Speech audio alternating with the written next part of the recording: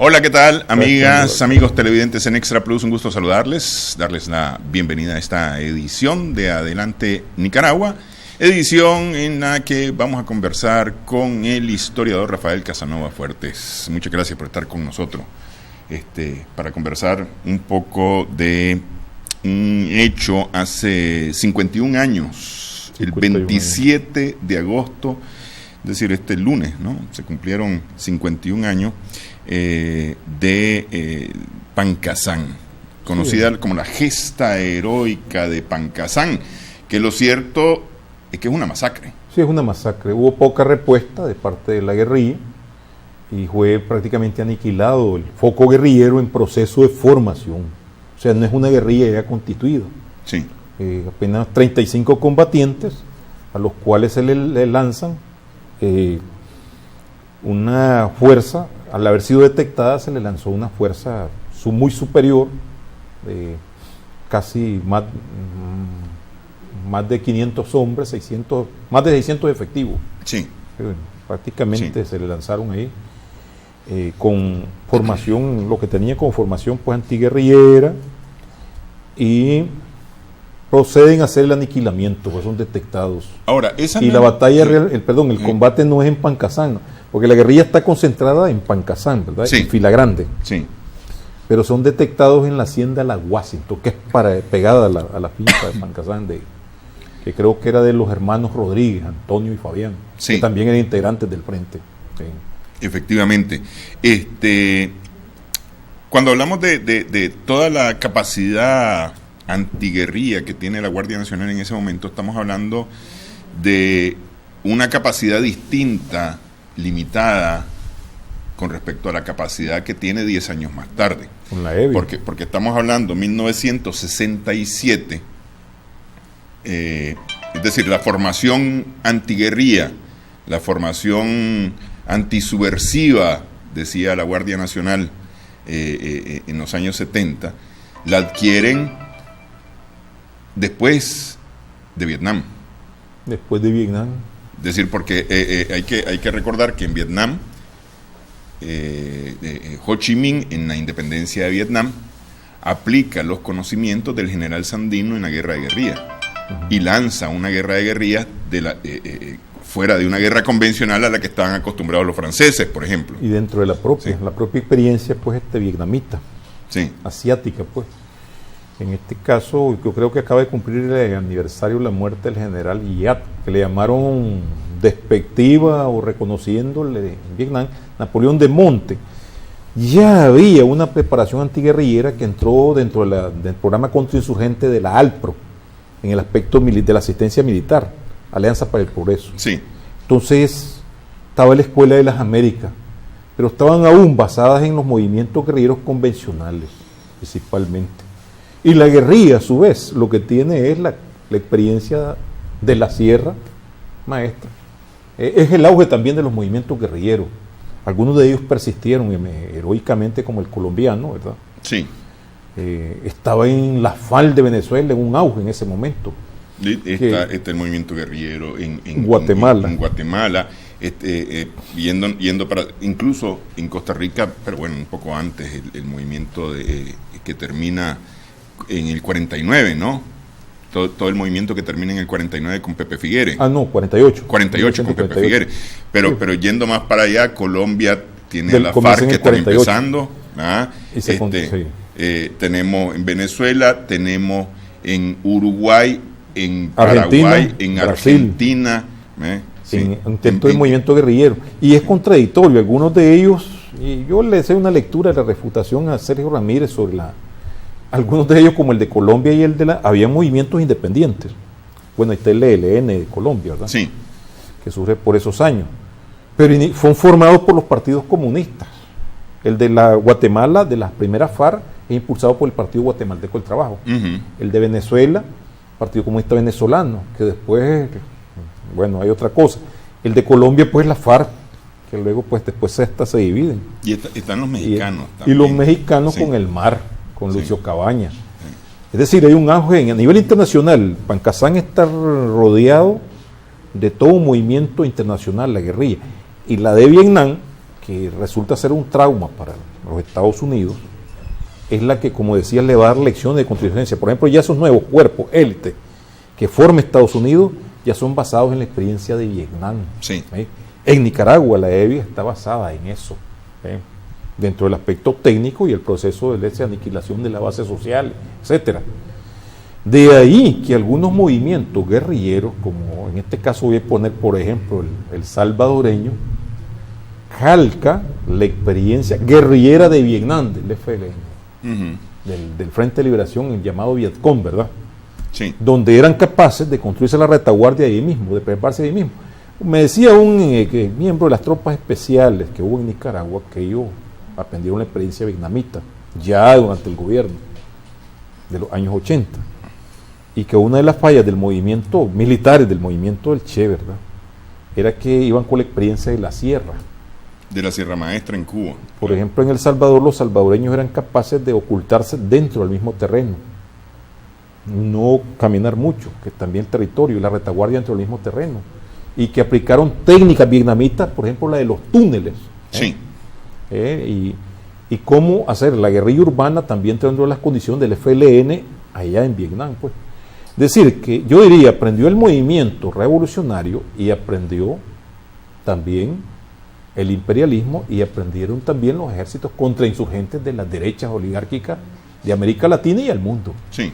Y en este caso, yo diría, si nos ubicamos en la experiencia guerrillera de Pancasán, ¿verdad?, que hay que llamarlo así, experiencia guerrillera, porque en la práctica, como decía anteriormente, fue una masacre. Hubo, como estaba en Nicaragua misma viene una misma experiencia. La de Haití Bocay es invasionista, como todos los demás movimientos. Sí, Patuca. Sí, el movimiento mismo de Raudales. De Raudales, el de Charles Haslan, el de Alonso, el de los hermanos Martínez Sáenz, el del Dorado, el de aquí en el sur de Pindalecio Pastora, todos eran invasionistas, venían, sí, que es levantar. En este caso hay dos aspectos bien interesantes con respecto a eso. ¿Por qué Haití Bocay entra en declive? Porque también hay un declive de los movimientos armados. Y paralelo a esto que estábamos hablando anteriormente, la Alianza para el Progreso, que entra lo que se conoce en la historia como el laxo de René Chi Gutiérrez, que empieza a dar amnistías, empieza a dar libertades, a ser flexible con las libertades democráticas, pero además está aparejado al programa de la Alianza para el Progreso, que significa también dádivas sociales, es repartición de víveres, sí, es entrega gratis de cuadernos y libros, de implementos agrícolas a los campesinos, que de cierta manera llegaban, algunos no llegaban. Pues, por ejemplo, ahí hacían el cuento el Chile que el arroz nunca llegó. ¿Por qué? Porque iba a arruinar a los arroceros de Nicaragua, entre ellos estaba Somoza, ¿verdad? Repartían avena, leche clean, ¿cómo se llama la leche clean, que es leche en polvo, leche que coge el nombre clean por la marca, ¿no? Por la marca, sí, correcto. Que todavía le llamamos la leche clean. Sí. Estaba también el queso amarillo, que me acuerdo que habían chistes ahí que la gente no sabía para qué servía, por la gente pobre, porque están acostumbrados al queso blanco, ¿verdad? Claro, queso fresco, sí. Sí, el queso fresco. Y paralelo a eso, pues también cuadernos gratuitos, programas de atención a las escuelas, etcétera. Entonces hay un declive, hay dádiva social. Está el programa del IAN, Instituto Agrario de Nicaragua, que reparte algunas tierras, aunque sea en zonas remotas, ahí no solamente agarran tierra los campesinos, sino que principalmente algunos terratenientes, incluso algunos militares extienden su latifundio a costa del mismo IAN, las famosas colonias agrícolas. Entonces, el movimiento guerrillero no pierde su sentido en ese momento. 64, Chica entra en el 63 inicia la guerrilla, 64 es aniquilado el movimiento, pues invasionista, desaparece. Bueno, pero el frente no renuncia a la lucha armada, pero se ve obligado a desmovilizarse. Hay un relato que veo que estaba viendo, el relato de Tomás en La Paciente y Paciencia, que el principal dirigente de ellos, Noel Guerrero Santiago, le entrega a él $10,000 para que baje a la ciudad. O sea, se desmoviliza el movimiento guerrero, baja a la ciudad, pero ya están las famosas células urbanas. Pero estas células urbanas, accionar armado ¿contra quién? no tiene sentido cuando hay un declive del movimiento armado. Y se produce algo que el Frente muy poco menciona, o lo menciona como un lapso muy breve, que es la alianza con el Movilización Republicana, que era un frente político de los socialistas que aglutinaba a profesionales, de la clase media, sector de la clase media, que no estaban acostumbrados a disciplina del partido. Entonces, Movilización Republicana. Estaba el Partido Socialista Nicaragüense, que es de donde surge el frente. La juventud patriótica, la juventud socialista. La juventud, bueno, sobre todo la socialista, la última. Pero el partido, aprovechando ese espacio de Chicli en el 63, lanza una vasta ofensiva organizativa, político-organizativa, ¿verdad?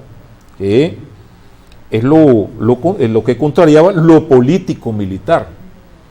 Desafortunadamente se ha visto como despectivo los pacifistas y los que optan por la violencia armada. No, la ofensiva político-organizativa genera violencia política contra el sistema explotador clasista. Entre tanto está en la huelga, está la organización sindical, y es una confrontación contra el sistema en el plano político, no tiene nada de pacífico.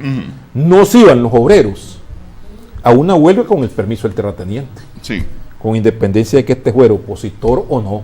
No se iban los campesinos a una demanda por tierra con permiso del terrateniente, es violentamente.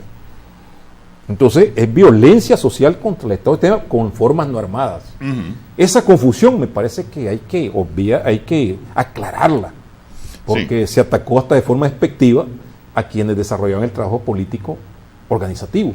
Ok, hablemos de cómo se llega a Pancasán, cómo en esa época, en 1967, en agosto del 67, comienza a formarse ese grupo, o más bien, está asentándose ese grupo en Pancasán. Hacemos pausa, sí. Correcto. Hacemos pausa. Regresamos de la pausa.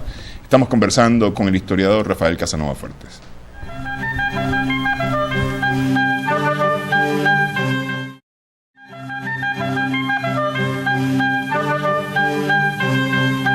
Seguimos en Adelante Nicaragua en Extra Plus. Estamos conversando con el historiador Rafael Casanova Fuerte. A ver, 13 guerrilleros, entre ellos Silvio Mayorga, uno de los identificados fundadores del Frente Sandinista de Liberación Nacional, con un grupo más grande que los tres que hemos conocido, porque siempre se ha hablado de Carlos Fonseca, Tomás Borges, Silvio Mayorga, pero es un grupo más grande todavía, y hay una cantidad de gente. Algunos siguieron en la lucha hasta el final, otros se fueron separando, pero hay bastante más gente, ¿no? Está Oscar Danilo Rosales, está Rigoberto Cruz, conocido también como Pablo Úbeda, está Carlos Reina, Francisco Moreno, Fausto García, Ernesto Fernández, Orto Casco, Nicolás Sánchez y Carlos Tinoco. 13 mueren. Algunos son capturados vivos y asesinados. Posteriormente. Por eso te mencionaba el caso de que en el testimonio que un sobreviviente se planteaba de que se le avisó a Manuel Espinosa Enríquez, que estaba en el radioperiódico Extra, ¿verdad?, para que avisara que todavía estaba herido Otto Casco, estaba herido, Silvio Mayorga, y ileso todavía Otto Casco, capturado.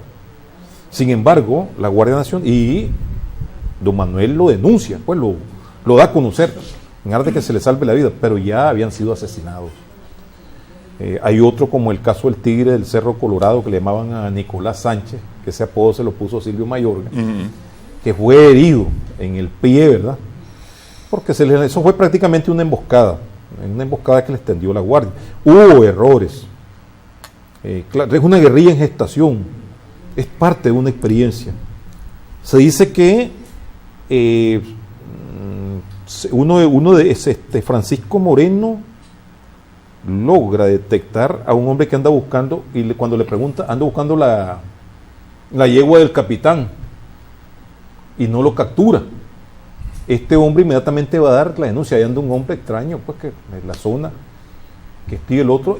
Por supuesto que la GN se alerta y activa las emboscadas. Sí. Eso es. Ellos vienen trasladándose de la Washington hacia donde está Fila Grande, donde está el núcleo principal. O sea, ese grupo es aniquilado. Sería como tal vez la mitad del grupo, porque total eran 35. porque hubo quienes estuvieron y luego tuvieron que salir. Por ejemplo, tuvo Leopoldo Rivas, Sí. y tuvo Daniel Ortega Saavedra, ¿verdad? Y tuvieron que salir por razones de salud, el uno acompañando al otro, ¿verdad? A Daniel, que estaba con tifudea. Y si no me equivoco, ¿verdad? Y de ahí también Gladys Baez, que estuvo inicialmente. Ahí había gente de la ciudad y gente del campo. Estaba montado sobre la base del trabajo que se habían realizado los sindicatos organizados por los socialistas. Como bien lo aclaró Daniel, no estábamos en condiciones de organizar sindicatos, no teníamos cuadros para eso, ni era nuestra intención. Cuando estábamos creando el destacamento guerrillero, no podía andar montado en 2 caballos. Entonces dejábamos que los sindicatos lo siguieran controlando los socialistas. Entonces ahí se involucran unos colectivos familiares, los Díaz Ochoa, Bernardino, el hermano, la mamá de Bernardino, posteriormente un hijo de Bernardino, posteriormente los Díaz Mendiola, ahí está Benigna Mendiola, la familia Pineda, la familia Arau, la familia Montenegro de Rancho Grande, los Granados, los Centenos, eran colectivos familiares, los Centenos eran como 14 hermanos, los Granados lo mismo, los tíos, Máximo Martínez, toda la descendencia de él, los hijos, los hermanos y los nietos, ¿verdad? Los Flores Ortega, más conocido pues Catalino Flores, el Callado de Fren y el último Macondo, ¿verdad? Pancho Chiquito, los Moncada, ahí murieron como, en el caso 19 miembros de la familia Moncada asesinados, los Montenegro. Claro, estos escenarios nos recuerdan también todo el entorno que rodea Pancasán, que parte también de la actividad de Carlos Fonseca, un momento, abandonar la concepción invasionista y que la guerrilla surja de adentro, ¿verdad? Aunque hay una concepción que se revisa después, se decía que esta iba a servir como entrenamiento, porque estaba relativamente cerca de Matagalpa, para ir más adentro posteriormente, como se hizo ya en los años 70, ¿verdad? Donde logró mantenerse, logró sobrevivir, ¿no? Claro, pero, y vamos a llegar a esa parte cuando hablemos de las consecuencias de Pancasán, porque efectivamente, es decir, esa masacre de Pancasán, esa gesta heroica de Pancasán, hace replegar todas las fuerzas sandinistas, que no eran muchas además, porque estamos hablando de que estos eran grupos pequeños. 35 guerrilleros. 35 ahí, ¿verdad? Algunos en la ciudad, unos clandestinos, otros legales. Pero era, es decir, era un grupo, no era un grupo numeroso, estamos hablando de poca gente. Sí. Pero bueno, ya vamos a llegar a esto. Hace que se repliegue. ¿Cómo se llega a Pancasán? ¿Cuáles son los antecedentes de Pancasán? Bueno, está la alianza de lo que hablamos de Movilización Republicana, que era el pequeño partido MR, el Partido Socialista Nicaragüense, ¿verdad? Y el Frente Sandinista, que retorna, o sea, de Moviliza Reactivo CAI, y las células urbanas que existían. Entonces, esto es reactivo, entonces volvemos nuevamente a eso, no es, el frente respira.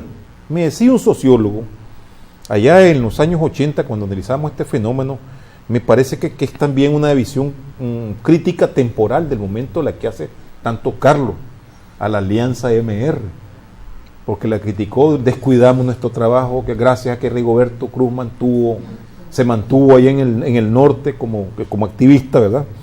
Pero descuidamos un trabajo, pero no, si analizamos concretamente, ya con serenidad las cosas, MR le permite penetrar legalmente en las estructuras que tiene el partido, entre estos el Partido Socialista, pues entre estos los sindicatos campesinos, que van a ser la base social de la guerrilla. Una guerrilla sin base social no sirve. Sí. Entonces, ese grupo élite de 35, llamémosle élite para emplear un nombre, que son los que están constituidos, también han entrenado a centenas de campesinos que están ahí, claro, y han venido haciendo trabajo político, han venido hablando con la gente. El MR permitió todo eso. Ahí lo dice tanto lo dice tanto Tomás, ¿verdad? Participante de los hechos, Tomás Borges Martínez, como también lo dice Humberto Ortega Saavedra, que también les permite tener desarrollar lo que llaman alfabetismo político en las bases de la perspectiva del frente. Porque también esto es rico, es explicable, porque en ese momento hay una tendencia del partido que está formando la FARC y ellos aprovechan ese espacio. Aquí recuerdo que me preguntaba alguien sobre lo de Óscar Benavides. Óscar Benavides comienza en este movimiento del partido y tienen un choque armado con la Guardia, cuando la Guardia va buscando la guerrilla de Pancasán, entonces ellos se disuelven. Sí. Entonces, ellos se montan sobre algo que ya existe políticamente, ¿verdad? Pero se escoge Pancasán por la cuestión interior, pues centro, pero que también busca cómo ampliar, o sea, el foco. Que de ahí viene posteriormente la discusión que plantea Óscar Turcio Chavarría. Porque hay que ver lo positivo que tiene esta experiencia, con independencia de la muerte de cuadros valiosos, que él critica e insiste que esa fue una acción foquista. Y es una discusión que él tiene con el mismo Carlos Fonseca Amador, que esto implica también que se modernice relativamente el Frente Sandinista, desaparezca la dirección artesanal que tenía de Raití Bocay hasta el 67 y se pase a elegir una dirección nacional ya con una perspectiva más estructurada y se pase al programa y los estatutos del Frente Sandinista. ¿Y por qué Pancasán? ¿Por qué Pancasán? ¿Por qué no las Segovias? Es decir, Nueva Segovia, Madrid, Estelí, esa zona que era la zona del general Sandino donde había ya una conciencia sandinista. Ahí es contradictorio, y aquí voy a sacar un dato totalmente inédito. La zona esta de Ocotal, la zona de adentro, pues donde fueron las operaciones, Jinotega adentro, Jinotega sí se hizo trabajo político organizativo, y Pancasán. Sí. Contradictoriamente ahí sale una parte de Humberto donde dice debilidad de los dos movimientos, ¿no? Porque hay un momento en que la guerrilla la quieren montar con el partido. Y esto también me lo reveló Efraín Sánchez Sancho. Y entonces abandonan en junio de 66 el trabajo por debilidad de ambos, pues eso no es cierto. Pero también en el caso de Ocotal es extraño, en el caso de Ocotal y Nueva Segovia, Nueva Segovia y mismo Ocotal, ¿verdad? Madrid y la parte norte de Chinandega hay poco trabajo político, organizativo. No se sabe si es por la represión de la dictadura o qué pasa. Pero donde están más maduras las condiciones políticas, las condiciones subjetivas para una guerrilla es Matagalpa y Jinotega, para penetrar incluso Celaya Central, ¿verdad? Matagalpa pensando, es decir, para ver la madurez, pensando en la formación ya de organizaciones de trabajadores campesinos, es que de obreros agrícolas. Está plagado Estelí, Jinotega y Matagalpa de sindicatos. Sí. Está plagado también de organizaciones campesinas en los alrededores. Porque aquí voy a preguntar, nos hemos tocado el caso de Estelí, donde son originarios muchos de los guerrilleros. Sí. Como el hermano del Zorro, Filemón Rivera, ¿verdad? Un gran dirigente de los zapateros. Entonces, son las zonas productivas. Y no tocan esta parte. Sin embargo, los socialistas hicieron un intento en Jalapa, que de ahí viene una ola de captura en septiembre, en enero 68. O sea que sin tener mucha base social ahí. Estaba Carlos Riz Bisóbal Barro, que posteriormente se retiró, un gran dirigente campesino, que era como hablar de Bernardino, que le fue también muy útil al Frente Sandinista porque además era vaquiano, trabajaba esa zona. Y sin embargo hay como una detección y hay un poco de captura. Pero claro, pero es que lo que pasa es que Jalapa era un bastión de Somoza, de alguna manera. Ahí tenía una enorme finca Somoza en Jalapa. Cerca, pero era también zonas montañosas y cerca de la frontera. Pero ellos capturan a esta gente creyendo que son del frente. Ahí es donde agarran, donde capturan a Porfirio García, el actual dirigente de la UNAM, y a Roger Cabeza. Sí. Entonces, porque para ellos el único movimiento guerrillero es el del Frente Sandinista. Pero lo fundamental está que donde está el eje político organizativo, donde puede ampliarse un movimiento, es Estelí, Jinotega, Matagalpa y parte de Celaya Central. ¿Por qué estas zonas históricamente son de protesta? Valga retomar un hecho de 1915 hasta 1965. La familia Díaz, yo no sé si es familia Bernardino Díaz, pero la descendencia de Viviano Díaz, un dirigente indígena, de la comunidad indígena, le llamaban los yuculeños, le ganó el pleito hasta 1965, a la sombra del Laxo Chic, judicialmente. De 1915 a 1965, ¿cuántos años son? ¿A quién le ganó el pleito? Le ganó el pleito a los terratenientes. Ajá, ok. Por tierra. 50 años. Por tierra, por comunidades indígenas. O sea, hay un desplazamiento. Es que te quiero decir, correcto, lo tocamos. ese campesino desplazado de la comunidad que se convirtió en campesino tiene un fuerte resentimiento social. Entonces hay un peso, esa tierra que le perteneció, él a veces la está trabajando. O los terratenientes le ofrecen salida onerosa, que tienen que quedarse ahí mismo, dentro de la misma tierra que la vinieron usurpando legalmente los terratenientes, con la venia del sistema. Sí. Sistema capitalista que favorece a la clase terrateniente. Entonces, hay un fuerte resentimiento. Ese fuerte resentimiento es la materia prima del proceso organizativo que realiza Bernardino Díaz Ochoa, Benigna Bendiola, Domingo Sánchez Salgado, Catalino Flores, todos estos que mencionamos, los Granados y todo eso, es un proceso organizativo que abarca, Jinotega, las mujeres del Cuastán van huyendo de la represión que hay.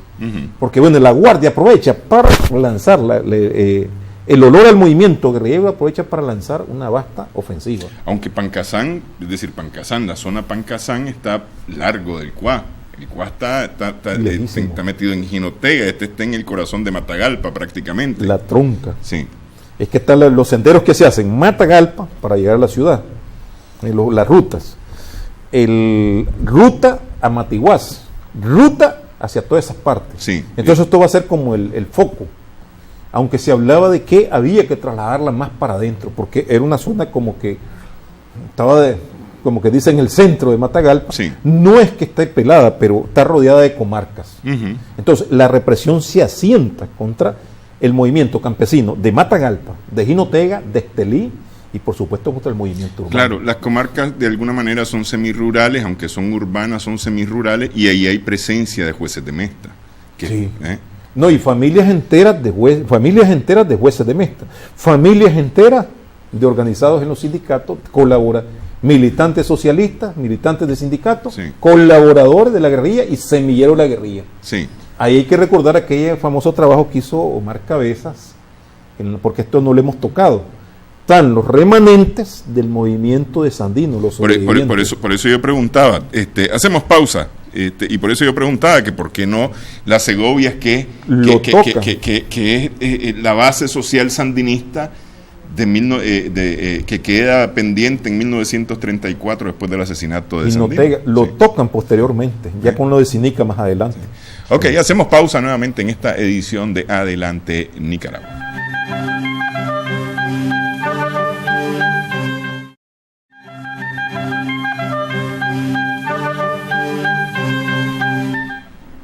Pedimos disculpas a nuestras amigas, amigos televidentes que nos están siguiendo en vivo. Hubo un bajón en el fluido de la energía eléctrica que nos sacó momentáneamente del aire. Pero estamos de regreso en Adelante Nicaragua en esta conversación con Rafael Casanova Fuertes, historiador.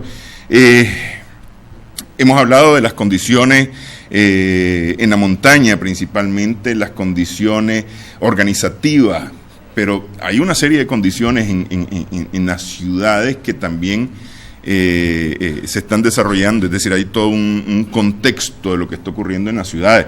Acabamos de pasar en 1967, cuando se produce en agosto, que se produce la masacre de Pancasán.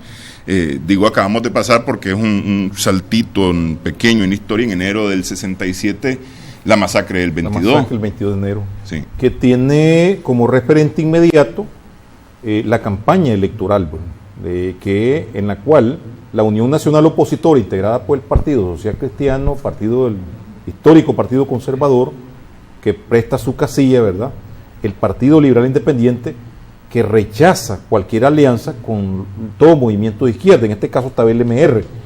En la casa de Macario Estrada, cuando Somoza de Baile impone su candidatura en febrero de 1966, es Somoza de Baile, el jefe del ejército, que tiene una visión aparentemente distinta a la de Luis, que es la famosa línea civilista, y quien impulsaba la candidatura de Ramiro Sacasa Guerrero. Al imponerse esta candidatura, hay una reunión, hay una especie de trascendencia en el movimiento opositor, que es necesario reunificarse para llevar un candidato único, que en este caso el líder más conocido, de más popular en la oposición, era Fernando Agüero Rocha. En la casa de Macario Estrada, dirigente histórico del Partido Liberal Independiente, se produce una convocatoria sin discriminación de todo el movimiento opositor, conservadores, liberales independientes, social cristiano. Estaba un partido que se llamaba el PAR y que cómicamente le decían PAR porque los dirigentes eran dos hermanos, los hermanos Arévalo, que uno era dentista y el otro era médico. Entonces, por otro lado, estaba la izquierda principal, que eran el Partido Socialista, el Frente Sandinista, y además aprovecharon para meter más delegados, porque estaba la delegación del MR, que iba gente del Frente, gente del partido. Iba Tomás Borges, Silvio Mayorga, Álvaro Ramírez, Alejandro Dávila Bolaño. Y además la representación del FER, la representación de la Juventud Socialista, la representación de otros movimientos. En el segundo día de la reunión, el Frente abandona la reunión porque plantea a través de Silvio Mayorga que la única forma de derrotar la dictadura no es a través de la lucha armada y no a través de un movimiento político, porque el control que Somoza tenía sobre el Consejo, el Tribunal Supremo Electoral de ese entonces, y ha sido una constante. Entonces, que la única forma de votar, entonces ellos abandonan. Del otro lado de la izquierda, el MR y el PSN plantean de que van a participar en la campaña electoral de manifestaciones opositoras para darle una orientación a la población, pues, porque hay un auge. Las manifestaciones son masivas. Es decir, el mismo Lazo Chic vino preparando ciertas condiciones organizativos, sociales, políticas que favorecieron el proceso organizativo del pueblo. Entonces, pero el movimiento opositor está acaparado por el Partido Conservador o por los demás partidos. Entonces, el Frente de ahí opta por la vía de militar y es donde comienza el preparativo de los de Pancasán. En tanto, la campaña electoral continúa en todo el año y se produce, sobre todo, la represión a las manifestaciones y entre ellos el asesinato de uno de los hermanos Parodi, Silvio Parodi Basset, que eran reconocidos como opositores. Dentro de la línea del conservatismo habían lo que algunos le llaman los valentones, otros le llaman los jacobinos del Partido Conservador, que eran partidarios de la lucha armada. Entonces en eso vemos los hermanos Chamorro Rapacholi de Diriamba, los Manrique Zavala, los Tito Chamorro de Granada, los Aquileo Venerio en Chinandega, en Granada mismo los Vélez, ahí en Matagalpa tenemos los Amador, es decir, mucha gente como que optaba por la lucha armada, por una insurrección. Agüero y los mandos de lo que llamamos la dirección máxima de la UNO juega con eso, y por eso es el montaje de la manifestación del domingo 22 de enero de 1967, que deviene en una masacre. Hay muchas versiones acerca de eso, de que era que se presentaba, no se pretendía una insurrección. Sin embargo, habían muchas armas de cacería y algunas armas de guerra que andaban. A propósito, me acabo de acordar de un agente de Jinotepe, ¿verdad?, que también era muy radical. Andaba un abogado de apellido Conrado que anduvo repartiendo armas, Jacinto Vélez de aquí de Managua, y todo este movimiento que se monta es frustrante porque la Guardia responde con una masacre también.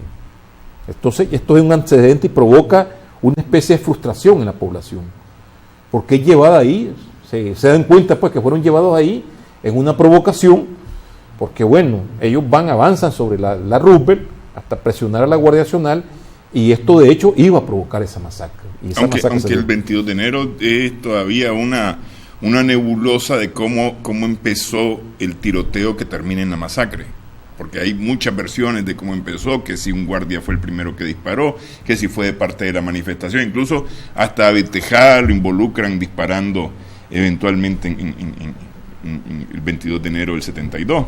Sí, a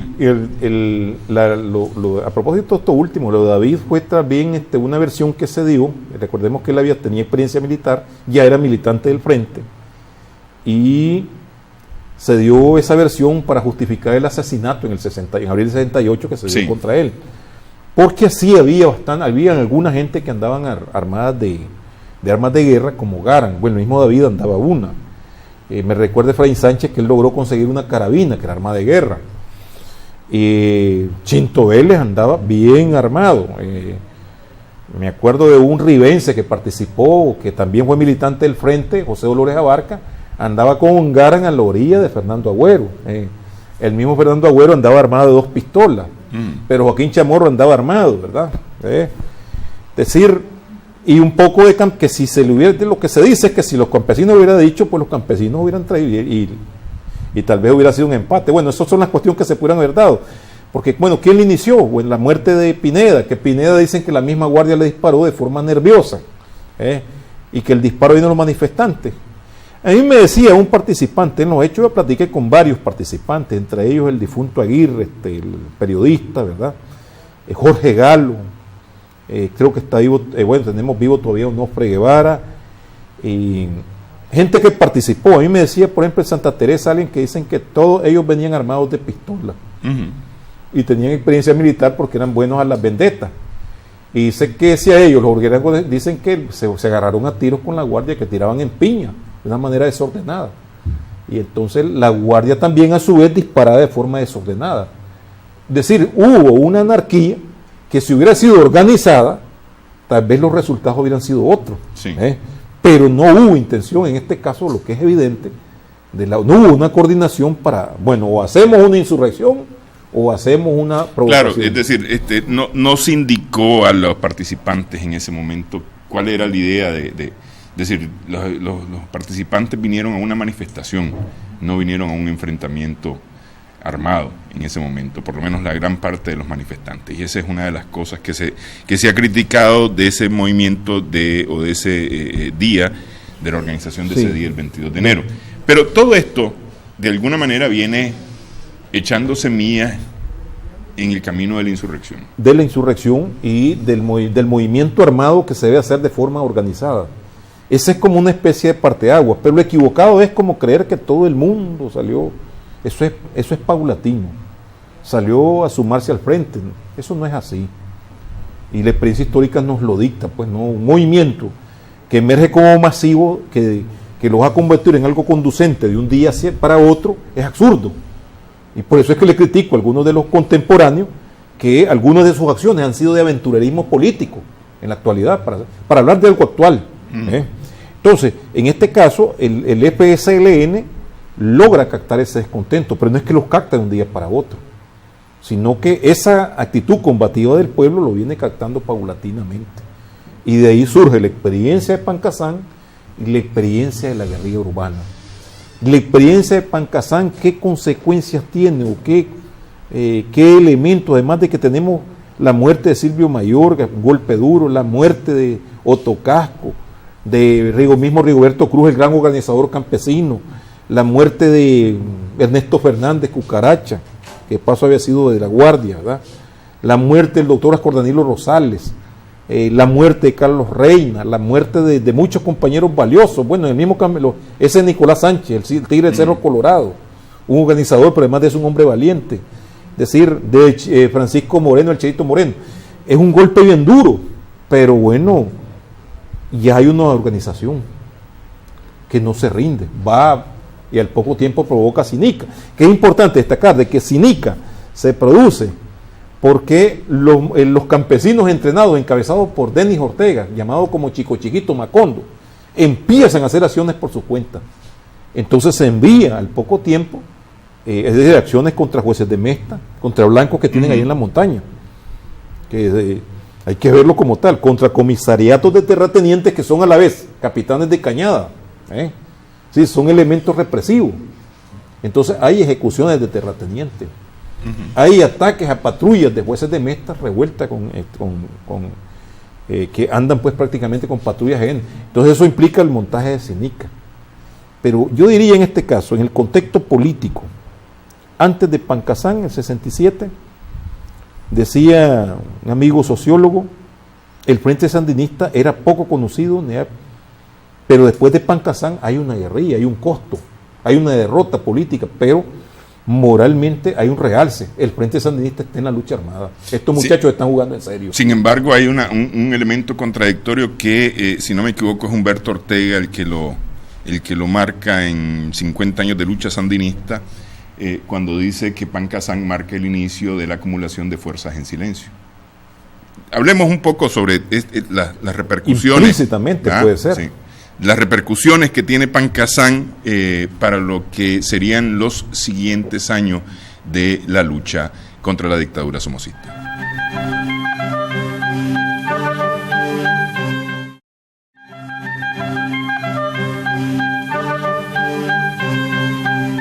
Estamos en Adelante en Nicaragua, en Extra Plus. ¿Cuáles son las consecuencias de Pancasán? Según la historia del Frente Sandinista del 1967, los siguientes 7 años hasta 1974 marcan el periodo de acumulación de fuerzas en silencio.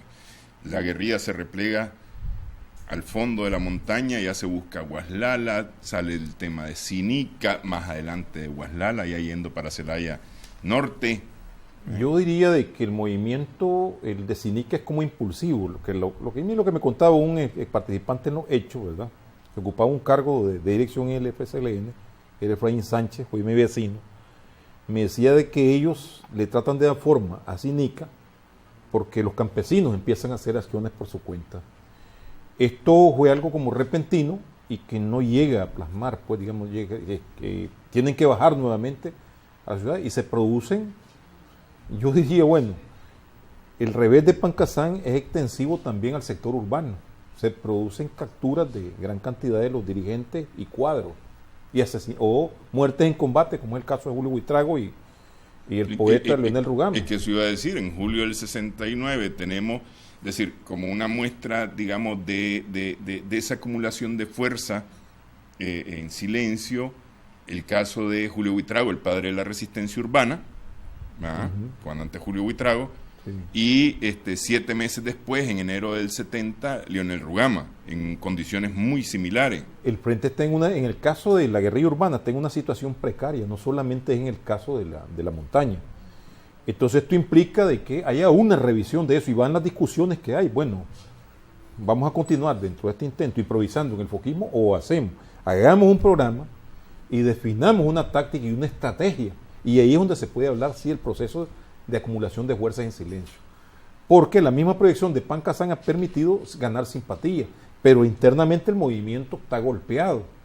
Ahí está la famosa historia que, ¿por qué sale Carlos Fonseca de Nicaragua? Porque ya no le quedaba una casa de seguridad, en lo absoluto. Y tiene que salir para Costa Rica.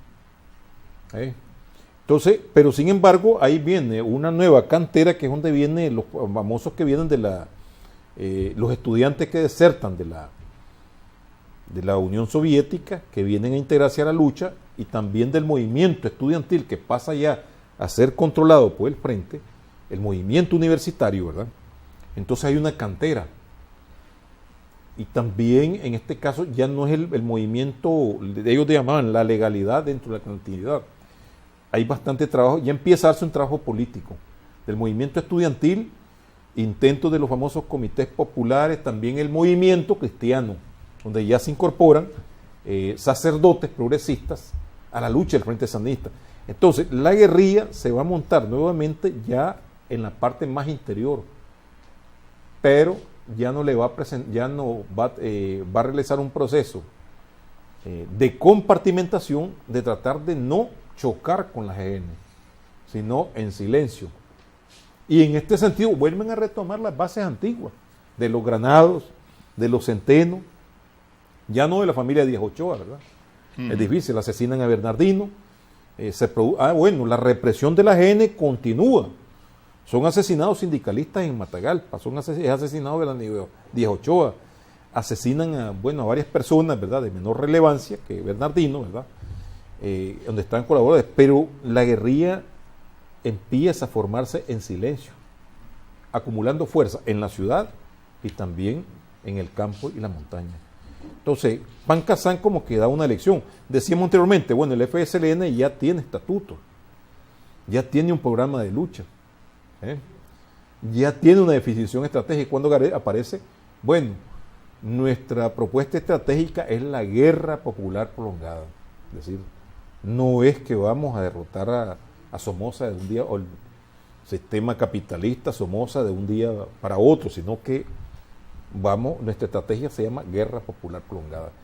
que es crear las condiciones para una insurrección posterior, donde va a haber trabajo político con las masas, que de paso eso provocó la división, porque hay un sector del frente que empezó a decir que eso es incompleto, ¿verdad? Que eso era incompleto, que se le daba mucho énfasis a alimentar el núcleo de la montaña. Y otros, pues que como sabemos que vino la división del frente, que vino posteriormente de que habían condiciones para insurrección, porque paralelo al frente camina el movimiento político opositor, caminan los movimientos sociales, es decir, crece el movimiento sindical. Por ahí hay una contradicción a propósito de eso que señalaba, de que está bien, Pancasán establece ese proceso de acumulación de fuerzas en silencio, pero por ahí hay una versión, los sindicatos se redujeron al 50%, serían los campesinos, porque el 73 en adelante hasta el 78 los sindicatos se multiplican en todo el Pacífico Centro de Nicaragua, todo el país, se multiplica la organicidad, sobre todo después de las huelgas, grandes huelgas de la construcción, las grandes huelgas hospitalarias, la huelga de la construcción dirigida contra los, llamémosles, trus capitalistas en la construcción de ese momento, los PE, la SOIP y todo eso, y la huelga de los hospitalarios dirigida contra el Estado. No es la huelga de los maestros que fue aplastada. Estas huelgas logran reivindicaciones. Entonces estimula el sindicalismo. El SCAS pasa, el sindicato de la construcción, armadores de albañiles similares, que es el más, pasa de 8.000 afiliados en todo el país a ser casi 50.000. Y se multiplican sindicatos en otras ramas de la industria y todo eso. Entonces, ese movimiento social camina aparejado a un movimiento político. Entonces, el Frente Sandinista creo que aprovechó la experiencia de Pancasán. No vamos a derrotar a la dictadura a través de un foco, sino que hay que organizar.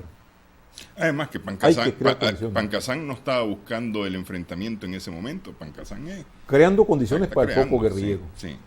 Pero existía hay una discusión interna que hay entre Óscar Turcio y Carlos Fonseca, que le dice que tiene ese efecto, que es foquista todavía, que no se ha superado Raitibo Calle.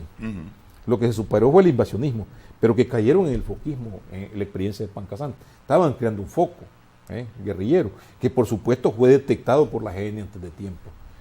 Pero bueno, el núcleo guerrillero de que posteriormente se crea, pues no es que haya tenido éxito. Lo que tuvo éxito fue la insurrección. Sí, lo que pasa es que el foco guerrillero que se crea después es un foco guerrillero que mantiene, que dice o desdice de lo que anuncia Somoza y la Guardia Nacional después de Pancasán. El Frente Sandinista está aniquilado. Fue aniquilado totalmente. Y ese foco guerrillero que se mantiene, lo que dice es, aquí estamos, no estamos muertos, seguimos, existimos todavía. Y ese es el mérito que tiene ese foco guerrillero, haberse mantenido ahí, porque lo cierto es que no obtiene una gran victoria, ninguna gran victoria, o una victoria trascendental, estratégica para la guerrilla. Aquí estamos. Sí, esto, aquí estamos básicamente. Eso es fundamentalmente, eso es determinante. O sea que no, es decir, desde la perspectiva estratégica del enemigo no logró eliminar el movimiento guerrillero. Y esa fue la elección que tuvo Pancasán. Y la otra que es fundamental, bueno, la única forma de derrotar la dictadura es a través de la violencia armada. Aunque se combinan las otras formas, paralelas, van implícitas, y que no precisamente todo ese proceso organizativo, que lo hemos dicho anteriormente, lo realiza el Frente Sandinista. Hay otras fuerzas políticas que hay que reconocerle ese papel en la creación de las condiciones subjetivas. Pero el movimiento guerrillero presente, que continúa adelante, con esa presencia tanto en la montaña como en la ciudad, es lo que permite que cuando se dé un proceso de polarización política, después de enero 78, la organización que esté en condiciones para dirigir al pueblo nicaragüense es el Frente Sandinista. Claro. Y esa es una de las lecciones que dejó Pancasán. Además que tiene el mérito de aprovechar esa efervescencia, ese movimiento, todo eso que existía, y lo logra aglutinar en una sola dirección. Sí, y porque si acudimos a la comparación internacional, muchos de los movimientos guerrilleros en Perú desapareció el movimiento, totalmente, fue aniquilado. Los tupamaros fueron aniquilados. En Argentina, aniquilado, un fuerte movimiento guerrillero, bien armado. En Brasil desapareció, la represión terminó. En Venezuela se desarmaron, pues, o sea, que pasaron a las formas políticas. Y en Colombia se mantuvieron. Pero salvo el caso de Colombia y el de Guatemala, fuertemente golpeado hasta que resucitó a fines de los 70, y se impulsó en los 80. Contradictoriamente, el único movimiento guerrillero que se mantiene vivo en este caso es, bueno, el de Colombia, ¿verdad?, que mencionamos, pero en Centroamérica es el de Nicaragua. Y uno de los pocos de Latinoamérica que logra, digamos, desde la perspectiva de quien está observando de lejos, no desapareció al ser aplastado el foco guerrillero de Pancasán en el 67, el mismo año en que murió el Che Guevara, porque nos olvidaba lo de Bolivia, ¿verdad? Sí, sí. Que es simbólico, sino que resurge violentamente y barre con el sistema, con independencia de es decir, dentro de ese contexto histórico, es una victoria del pueblo nicaragüense sobre la dictadura somocista, pues, que había cerrado totalmente los espacios políticos. Esa es una de las razones de ser que justifica la lucha armada. Claro. Espacios políticos totalmente cerrados. Y entonces la guerrilla logra derrotar en 1979 al ejército entrenado por los Estados Unidos, clásico, algo solamente visto con la experiencia de la Revolución Cubana. Eso fue muy importante. Bueno, quiero agradecerle que haya estado con nosotros compartiendo un poco sobre Pancasán y todo lo que hay alrededor de esta gesta heroica de Pancasán, 27 de agosto de 1967. Muchas gracias. Igualmente, a la orden, Néstor. Gracias también a nuestras amigas, amigos televidentes por su sintonía en esta edición de Adelante Nicaragua. Esperamos que el programa haya sido de provecho para usted.